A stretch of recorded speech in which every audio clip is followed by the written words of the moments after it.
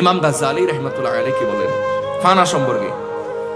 হিয়াল মানজিলাতুর রাবিআহ মিনাত তাওহীদ, ফানা হচ্ছে তাওহীদের চতুর্থ পর্যায়ের মঞ্জিল। আল্লা ইয়ারা ফিল ওজুদ ইল্লা ওয়াহিদান ওয়া হিয়া মুশাহিদাতুস সিদ্দিকিন। ফানা হচ্ছে এই দুনিয়ার মাঝে কোনো কিছুকে নিজের দৃষ্টির মধ্যে না নিয়ে কেবল এককের দৃষ্টি নেওয়া, তিনি হচ্ছে আল্লাহ।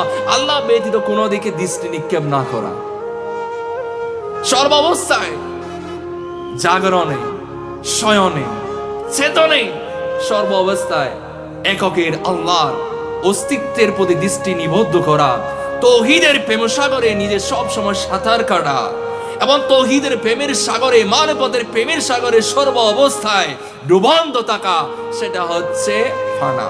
আর সেটার মকাম কি? ওয়াহিয়া মুশাহিদাতুস সিদ্দিকিন, যারা সিদ্দিকী রয়েছে তাদের মুশাহিদার মকাম হচ্ছে সে ফানার মকাম। সুবহানাল্লাহ। একটু গৌসে বাকশাহী সেই বগদাদ থেকে আমি বলি একটু, সেটা হচ্ছে ফানার তিনি ডেফিনিশন অনেক সুন্দরভাবে দিয়েছেন। তিনি একইভাবে বলেছেন ফাইযা আফনা সিফাতুল বশরিয়া ইয়াবকা সিফাতুল আহাদিয়া। তিনি আরো সুন্দরভাবে বলেছেন মানবের কাছে মানবীয় স্বভাব থাকা সহজাত স্বভাব, মানবের কাছে মানবীয় স্বভাব থাকবে, এটাকে বলা হয় সিফাতে বশরিয়া।